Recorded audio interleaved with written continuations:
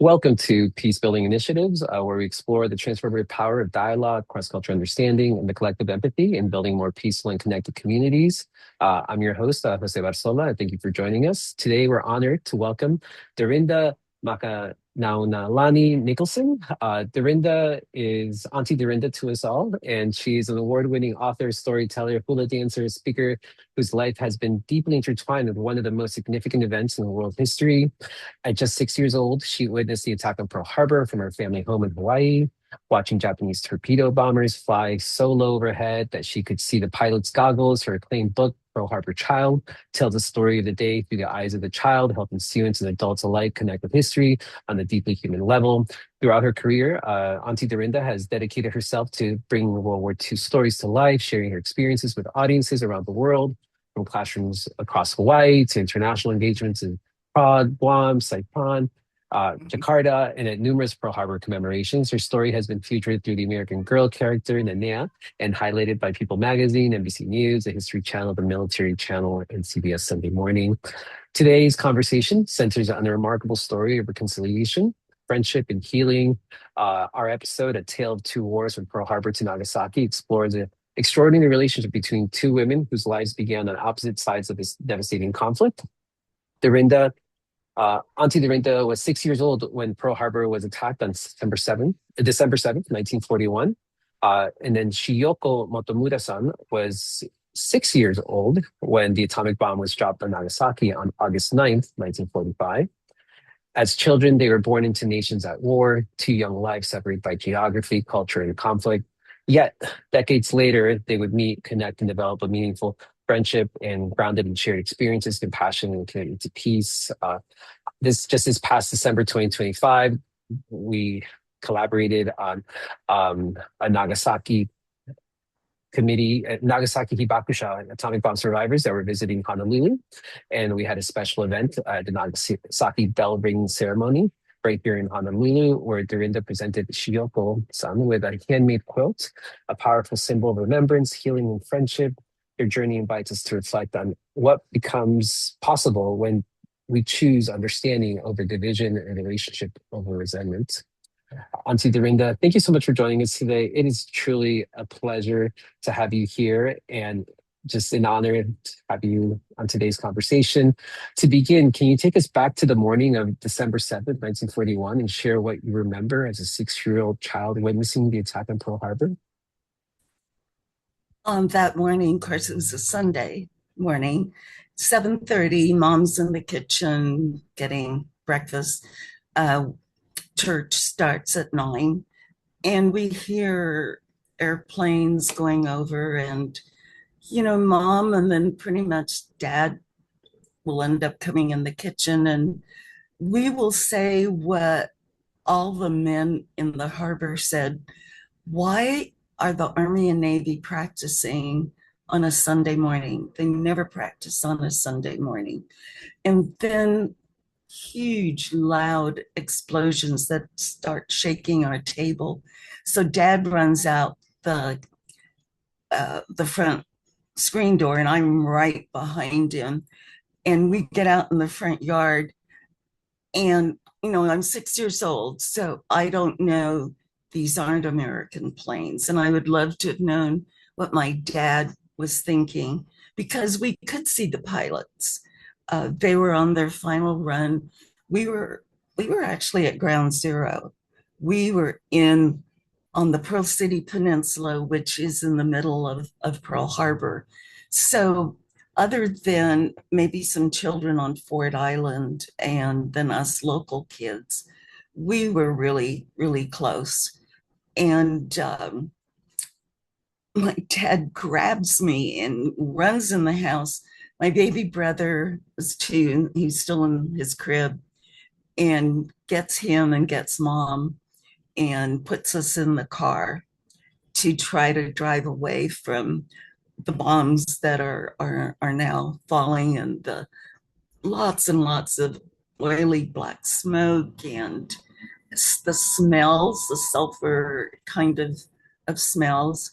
And as we are leaving at the front door, is my dog Hula Girl. And I said, Daddy, stop. We got to take her. No, no, we won't be gone very long. And we take off and we go right up the middle of the peninsula, which is Lehua Avenue. And we just keep going as far as Lehua will let us go, which is across Kamehameha Highway, all the way up to Waimanu Road. And from there, he puts our car in the sugarcane fields. And more people are coming up from the neighborhood. And that's where we hide. But it also gives us a perfect seat. We can sit and watch the bombs. That was the first wave, and then comes the second wave. And Dad is twisting the car radio so that you can't look on your phone and it tell you who it is and all. So the car radio says, "This is the real McCoy. Get in your houses. Do not use your phone. Military, report to your bases. And medical, we need you at the hospitals to treat the wounded and the injured." And then it went off the air. So us kids, we're just running here and there, not understanding what we were going through. And later in the day, and that broadcast keeps coming over: stay in the house, no phone, medical and military. And then our governor comes on the radio, the car radios, and our governor says that he's had contact with President Roosevelt, and we are being under attack. And right now, Hawaii is being placed under martial law. So the military will be in charge. No, you can't be on the telephone. Do not leave your house. And starting tonight at dark, you may not leave your house and you may not turn on any lights. The island is going completely under blackout. Well, in the middle of the ocean, how far any light would show up. So that began our first night of many years. And it's starting now to get dark, and we're all wanting to go home. And after all, I left my dog at home. My dad said he'd be okay. So here come American military, and they round us up, and we cannot go home. And we are the only part of Oahu that gets evacuated, because we've got bombs and shells all over our yard, and it has to be cleared before any of us can come down in the area of the attack. So the military tells us that Waipahu has created their recreation center for us, and they've supplied pillows and blankets, and they're going to feed us. So we drive to Waipahu, and one of the schools that I do a lot of school visits everywhere, but on Oahu, one of the schools that I go to the most is in Waipahu, right under the sugarcane tower of Waipahu. And I remember seeing that so well on December 7th. And that's when, I'm often asked, weren't you scared? That's when we all started getting scared, because now we're together. We don't understand what's happening. We can't call in our families know where we live. My dad, who is Howley, is now going to know where the attack was and where we live. So you can't have any contact with anyone. And the neighbors start saying, I bet in the morning when it gets light again, we're going to be surrounded by Japanese. And my mom says, stop that. It's going to scare the kids, but I think it was scaring her too. So there's my first day, and I will stop at, we're sitting there, and in the distance, Pearl Harbor lights up again. It's under fire. And we all believe the Japanese have come back. And you'll have to wait. You don't have to wait 50 years. I had to wait 50 years to find out what it was.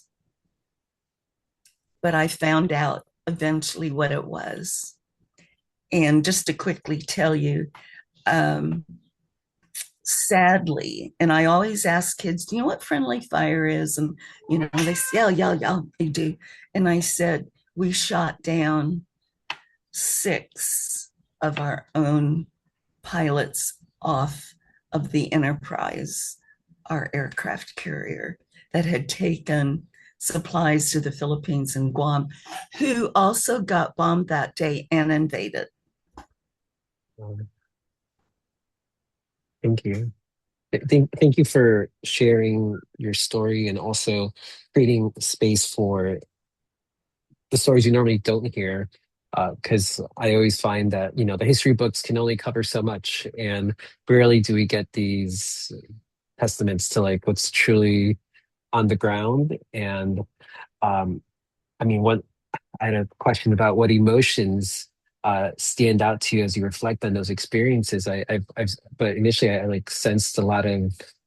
I know you've shared this story a couple times in your journey, but are there? It sounds though like every time and I've heard you share it a couple times, and every time I get the deep like pain, empathy, compassion, just a combination of emotions. But I wonder if there's any specific emotions that you want to bring to light that you personally feel when you recall this time in history.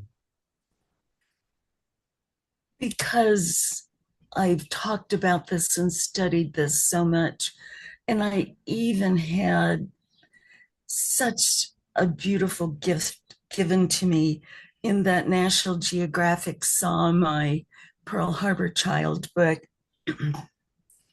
And they gave me the assignment to write the survivor stories of World War II children around the world. And what I found in connecting then, I'm a child in Hawaii, and I talked to a child from London, a Jewish child who ended up at Auschwitz, a Japanese child. Oh my gosh. And she was older. She was 12. So all the bombings, and we kept bombing them before Hiroshima and Nagasaki every night. Yeah. And so what I find out was how fortunate I was as an American child. And then the thing about writing your histories, and as I go and I talk to schools and I talk to military and I talk just to teachers, write your stories down. They are so important of knowing who you are, where you came from, how you're different, how you're the same. And so to me, what I learned was I was with the people that meant the most in my life to me: my mother, my father, my baby brother, and my dog. And we were all fine. But that wasn't true in war, even what we're seeing tonight on the news. It's such a different war. So I learned how important It is that we are together and that we tell our stories and we share our stories and that we are witnesses also to each other.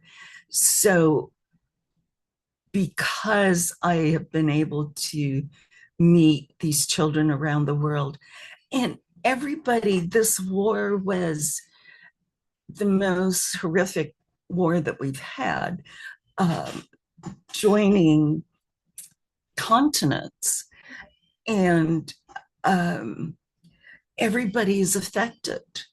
It isn't just one small country that, but everyone is affected, and everybody has a story to tell, and I want them to tell it, write it, and tell it, and share it.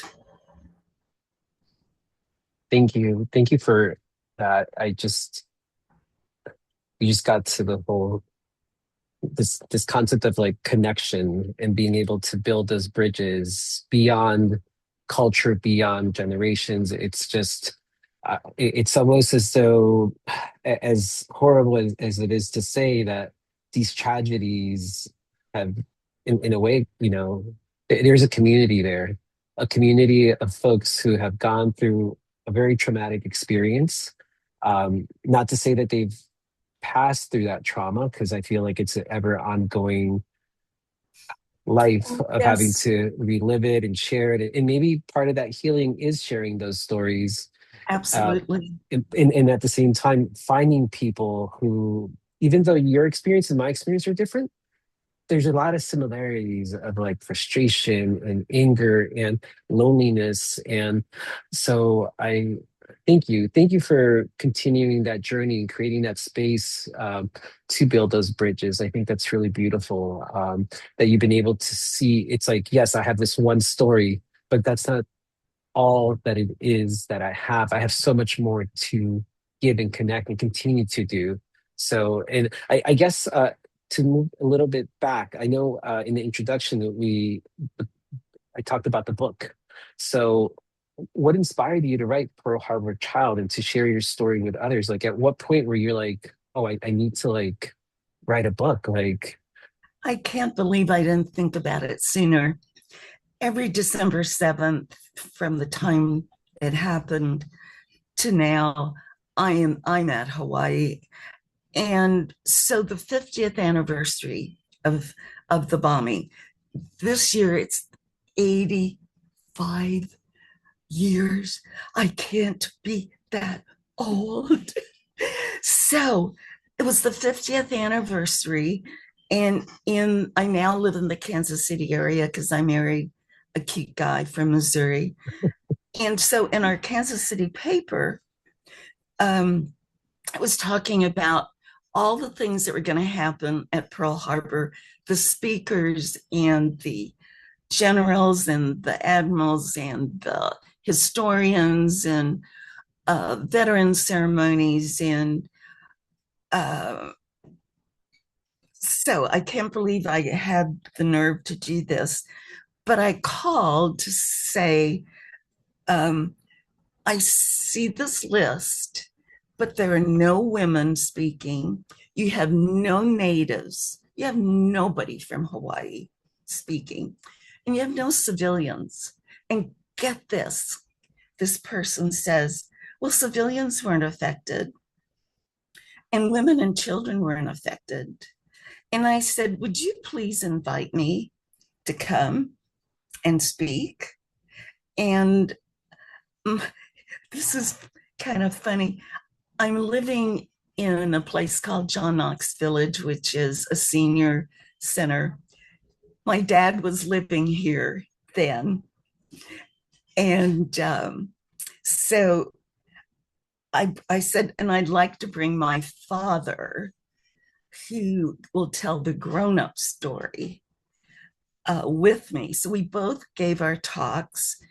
And then I started talking about what had happened to me. And I started talking about the night the war ended. And mom had hula class and some of the crying things that went on. And when I looked at my audience, they were crying. So the people at the Arizona Memorial said, please write a book. And that's when I started writing. And then after I wrote it, the most amazing things happened. It was almost like the veterans in the harbor came to me like I was still 6 years old to protect me. And so I got stories from the West Virginia that became the Pearl Harbor Warriors and his story of hatred. Oh my gosh, how he hated the Japanese. So then I met the Japanese that he makes friends with. And then I become a friend of a Japanese pilot. Here, Larry and I are sleeping in his bed, eating his food, and he and his wife are sleeping on the floor. And all these, a guy who from Missouri that was cutting, we forget that they're cooks and they're people that cut hair on barbershops. It's like a city. All these veterans are bringing me their stories. And so I start writing them. It, I know I'm so emotional about this, but it's like our lives intersected. And so now they're all dead. I have their stories. And I want your kids to hear this story. And then Jose had started changing things. I used to just go to school and I'll say, here's the West Virginia and here's the Utah. Oh, I have the Utah story. And I went, his wife, they were from Texas, and his wife called me and said that he died. And I said, I'm coming to your burial. So Larry and I fly to the Utah, which still deserves a memorial. It doesn't, people don't even, the tourist bus doesn't even stop there. And it's laying there on its side with a palm tree growing out of it. So I went and watched divers take his ashes below. And these stories of these men that have shared, I want to share them with everybody. And now that they're all gone, if I don't share them and write them, they won't get shared. Thank you. Thank you for I I I never found myself to be a storyteller, but I did find myself to really appreciate storytellers and be an ear to them. But I think as You are generations, you you are a storyteller that publishes peace. You thank you. are with you are. No, thank you for I was that's what I was getting at. Like as someone who very avidly just loves listening to stories, I didn't realize that after so similar to you, Yes. it's like, yes, we may have a story, but slowly we start collecting stories and we weave it into the story of our lives. And And so you're continuing them.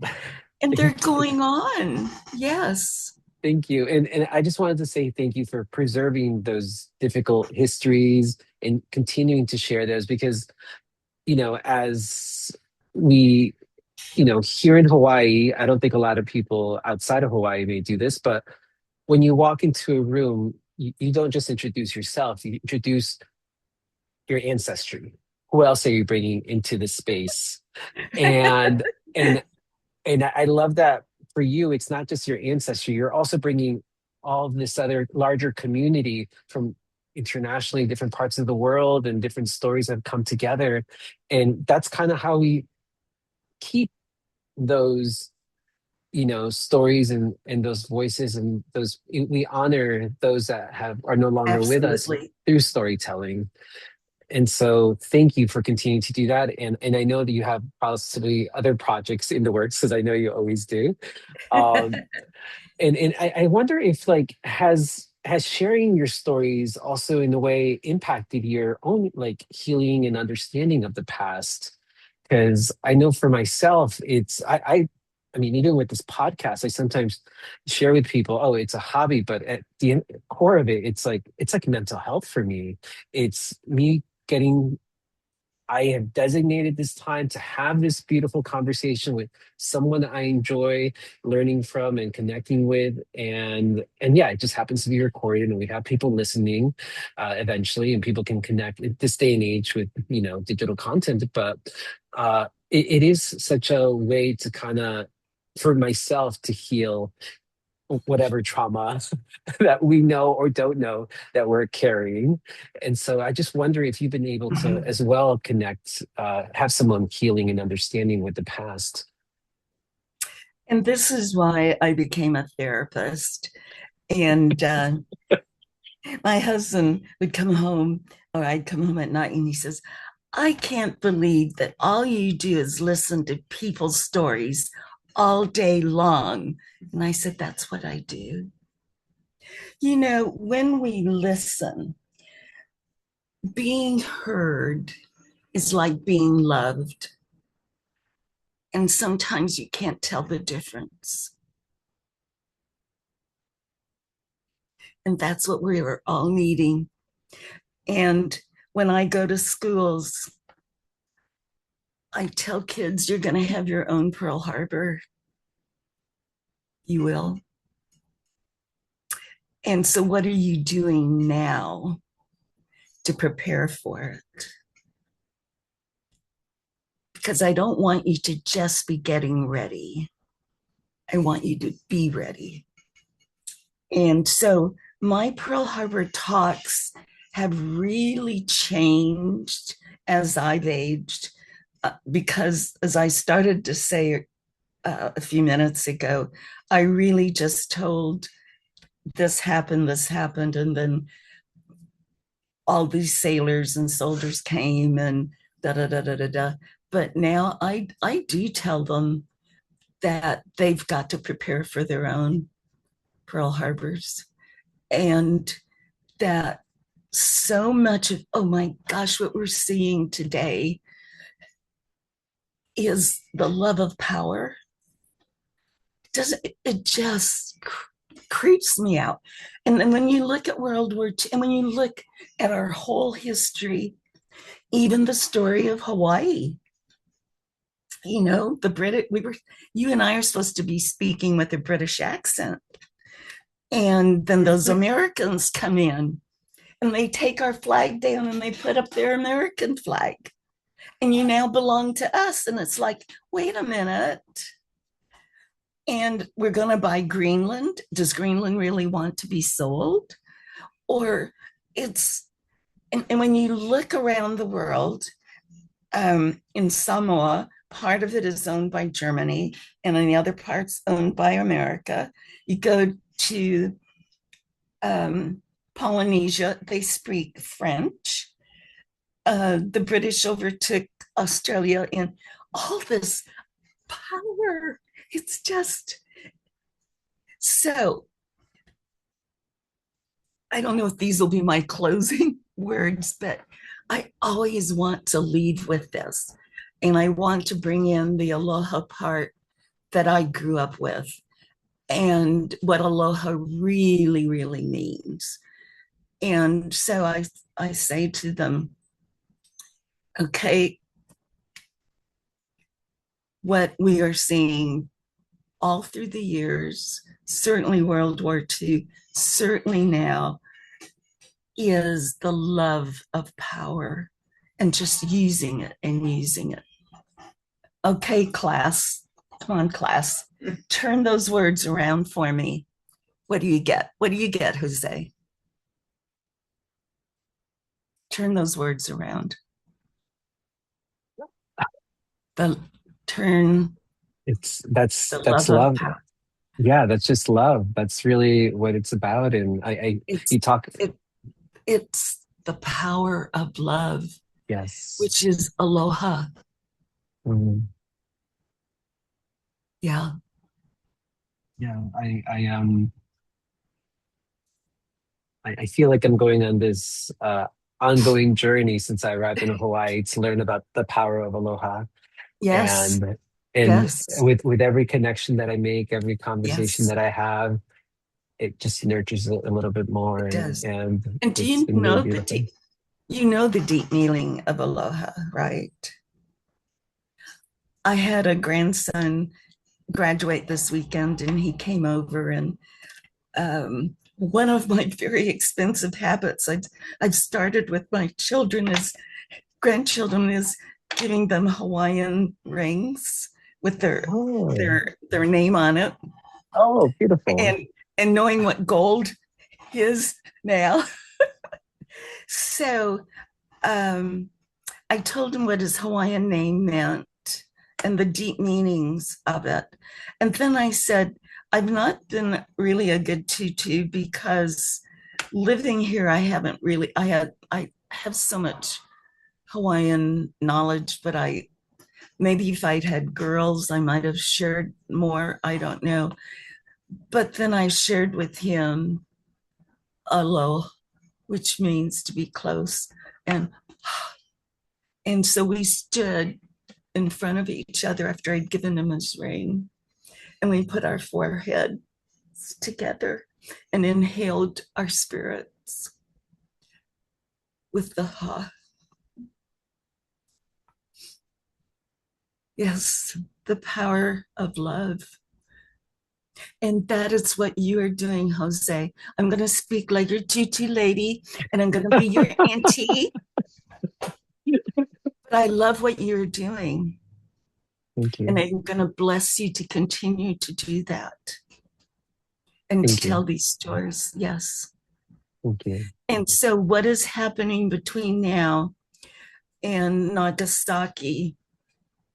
So, I've been visiting with Kyoko, and I want to write her book and my book. And I don't know why I'm so struggling with my book writing, but I am. And there's this somehow there's sadness in me, and somehow I need to become more at peace with this so that I can merge our stories.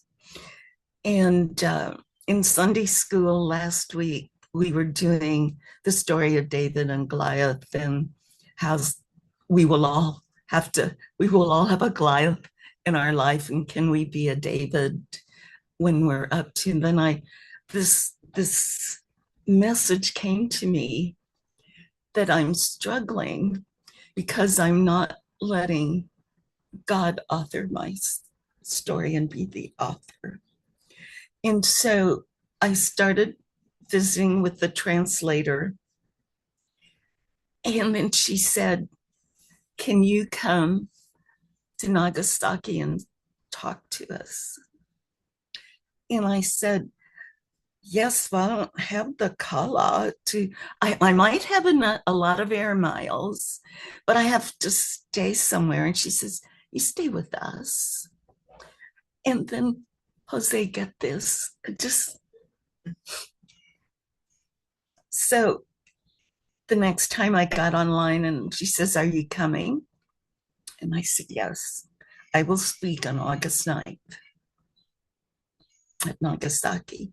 And she says, we've got the money. And I said, how did you get the money? The survivors and their family took up a collection for a Pearl Harbor girl to come to talk to atomic war families.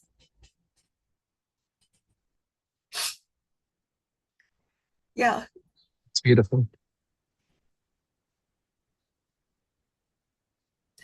So that's probably a good way to be pal, and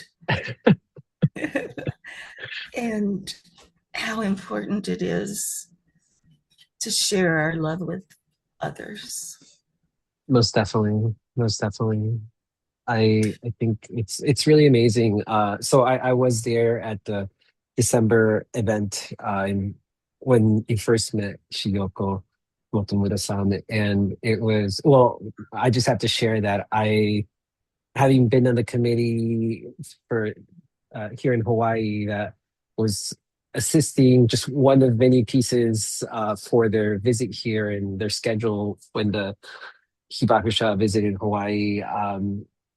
It I was really thankful and so appreciative of the fact I was like, Dorinda, Auntie Dorinda. Like it's so great that the powers that be, it all kind of came together and you were there because I had no idea you were going to be at that event. And so I was very happy to see you and then just your genuine like openness and kindness and love that and we say aloha to them visiting and the fact that you're like, I want to, I have these quilts to gift them that I have put together myself. And the fact that you're like, is it okay if we finish this off with me dancing a hula? And it was, there's only so much you can plan, but like you added like, I always say like if it was a dessert, it was like the cherry on top. It was like just you couldn't have planned it any better. So thank you so much for that energy that you always bring to these gatherings. And I'm really happy to hear that, you know, it has been a beautiful connection from that first meeting and learning about each other's stories. And I imagine there's a lot of experiences that you're mirroring as children of one another and fast forward to where you are now in life and that despite growing on opposite sides of the war there's a common humanity that you discover and you continue to do that and you nurture those relationships. It's about developing those relationships. It's not a network, it's a true relationship that, as you say, is getting you like community came together and you're going to be out in Nagasaki this August 9th, which is such a beautiful experience. I know you've had the opportunity to get to Hiroshima, and I think you mentioned you've been to Nagasaki in the past as well. So being able to kind of full circle moment, I think that's just really beautiful. Has there been anything specifically that surprised you most about your friendship with Shiyoko-san? Well, Mhm. certainly that they would take up a collection so that I Yeah, could that so I mean I yeah. did not expect that at all, and to put me up in their homes too. Well, you know, pilot Zenji Abe gave me his bed, and he and his wife slept on the floor. Yeah. So the kindness, yes, yes. One other thing that I leave with students is uh, I may not tell them about if we have time for the friendly fire bombing. You know, one of those airplanes crashed right by my house, and I thought it was a Japanese plane. I never knew it was an American pilot.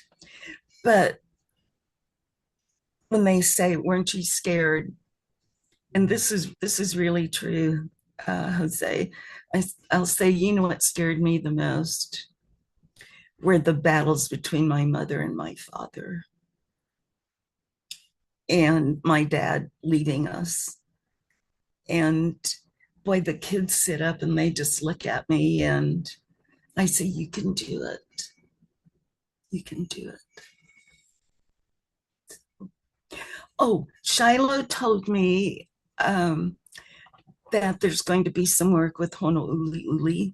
So I'd Beautiful. be anxious to connect with you all on what we can do No, there thank and what you.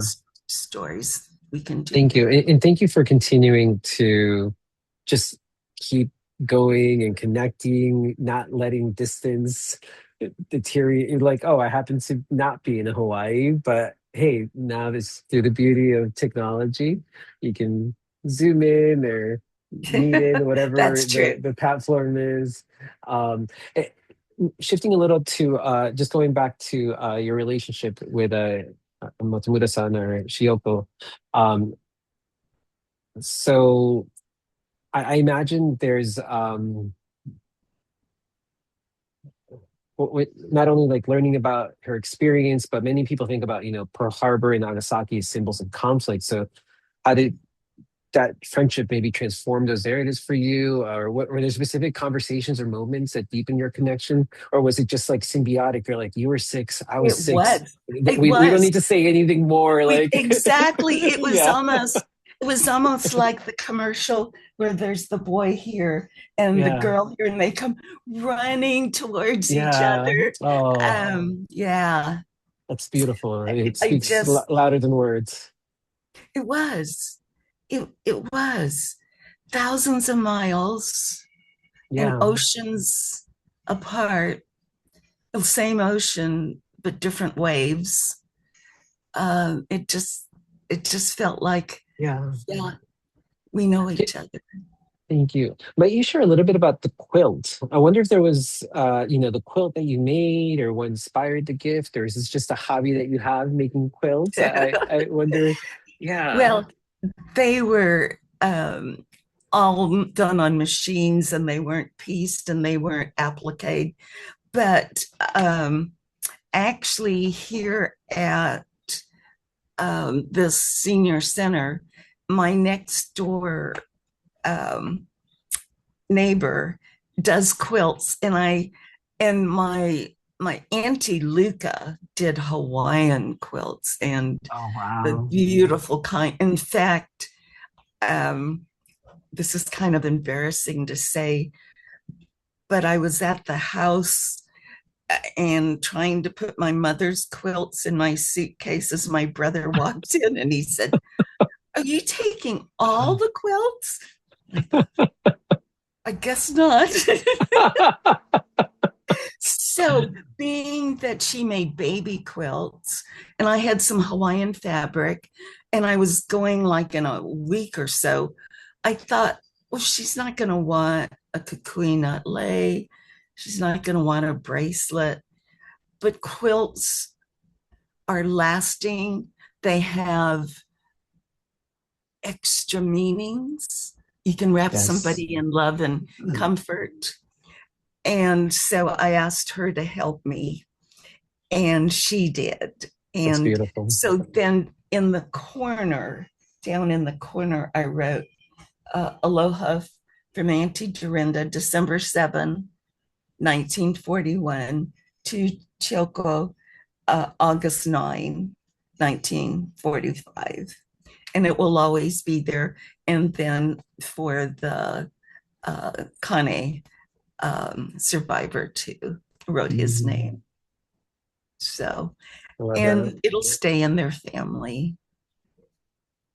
Thank So, you. I just love your stories. It's such a reminder of the power of conversations and connecting with people, and how that leads to, I mean, honestly, I think you talked about active listening a little earlier, and I know the power, if you truly practicing active listening, that's where like yeah, it's like the domino effect of like, oh, now there's a little bit of empathy and passion, and then you get to love.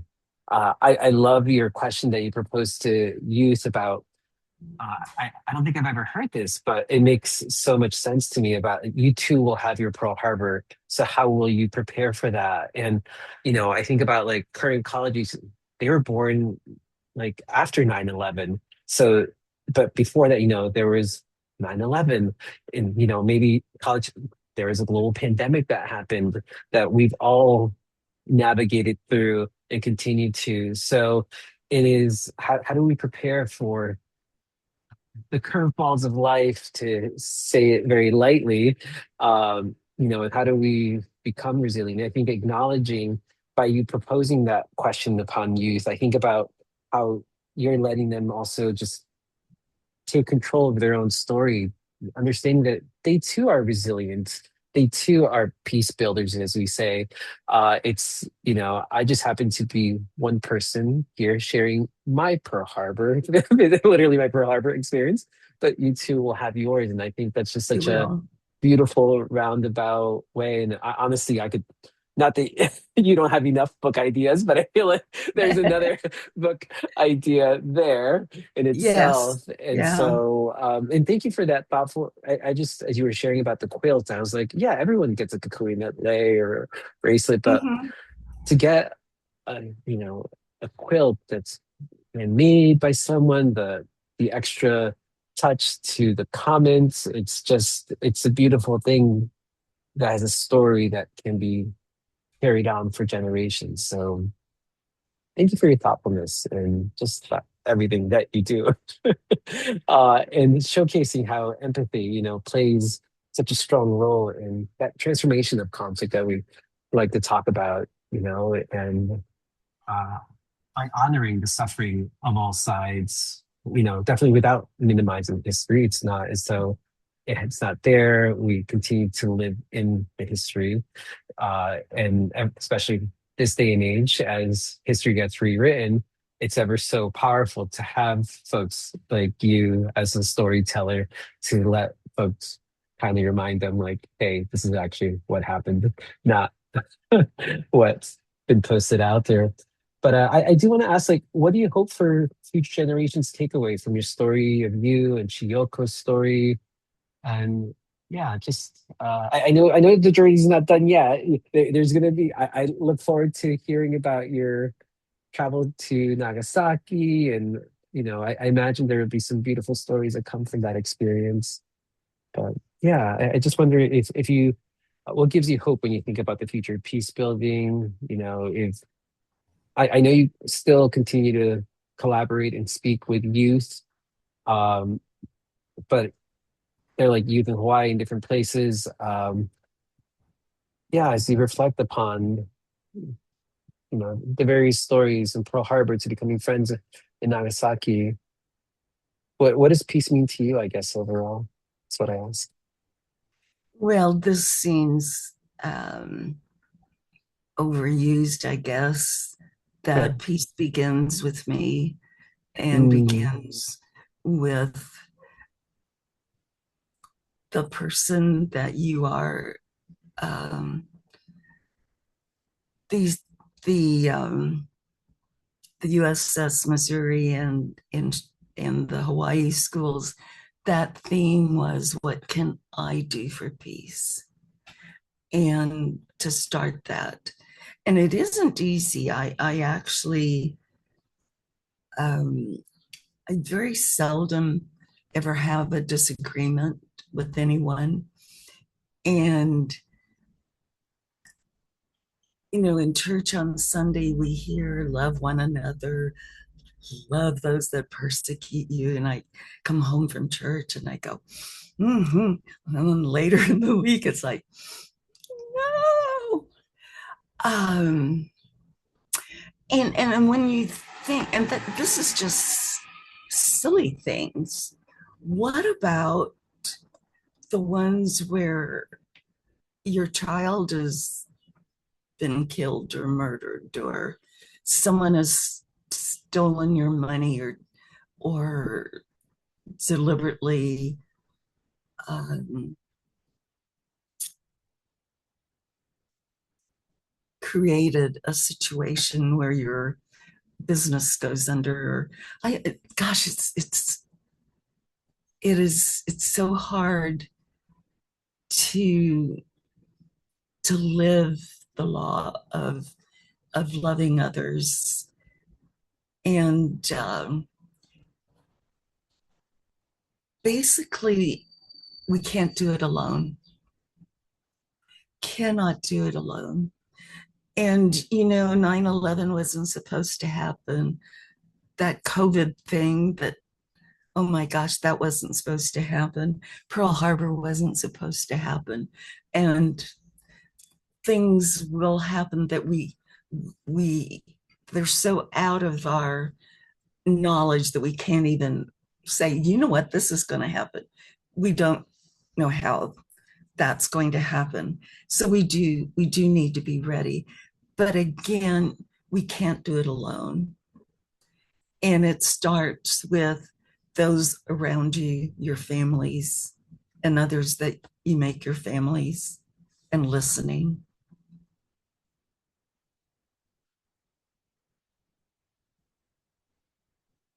so and true. publishing peace. Yeah, thank you. the theme of this podcast is around like building collaborative communities through dialogue and understanding, which uh, definitely you've showcased how you continue to do that, and it's really an honor and um, to see how you continue to. It's very inspirational, I have to say. What is one invitation though you would leave our listeners with as they seek to build peace in their own families, workplaces, and communities? I know you talked about it starts with you. Um, just wondering if there's anything else. And I just thank you so much for uh, just continuing to create space. Really, you create space for dialogue, for nurturing those relationships. It's like I'm coming here with my stories, and at the same time, people come with theirs, and you beautifully weave them together. So thank you. And remembering the power of love, which is aloha. Yes, yes, so true. But yeah, so I know you have the trip coming up. Are you're not hoping to get the book done before the trip? I'm hoping. There's no No, pressure I, there. I wish maybe if I put a little AI in it, but I mean, maybe. honestly, I think the your journey there, right there. So I imagine the book you're thinking of is not only sharing her story, but maybe how it connects to you. So I feel like you can't finish the book because there's still part of the book that's That is. being discovered and being developed right now as it comes along. So, um, but yeah, please definitely do let us know when it is finalized. But Dorinda, thank you so much for I greatly appreciate you. Thank you so much for sharing your remarkable story and reminding us that, even in the aftermath of war, human connection can transcend fear, division, and loss. Your journey from witnessing, the attack on Pearl Harbor as a child to building a friendship with Shiyoko Motomura, a survivor of Nagasaki, just offers such a powerful testament to the possibilities of reconciliation. And I hope that through your stories, your writing, your commitment to education to help us see history not simply as a record of events, but a collection of human experiences, that can teach us about empathy, understanding, and hope. Um, I think this friendship between you and Chiyoko definitely reminds us that peace is not merely the absence of conflict. Peace is built through courage, curiosity, compassion, and the willingness to see ourselves in one another. It is found in the conversations we choose to have, the relationships we choose to nurture, and the bridges we choose to build. And so I just have to say to our listeners, we hope today's conversation encourages you to reflect on the divisions that exist in your own communities and consider what might be possible if we approach one another with greater understanding and humanity. Because I have found sometimes, even if there's a loss in connection with someone who was truly close to you at one point, they probably would be wonderfully surprised if you reached out. Even if it's not now, maybe later, things can circle back. So I just, as Dorinda's story demonstrates, even those once separated by war can find common ground and become friends. So thank you everyone for today's episode of Peaceful Initiatives. Enjoyed today's conversation. Please share this episode, subscribe, continue exploring ways to foster dialogue, strengthen relationships, and build collaborative communities. Until next time, remember that peace begins with each of us, but it grows through our relationships with one another. Dorinda, it is such an honor always to connect with you, and I greatly appreciate you for your time today. Thank you. Mahalo.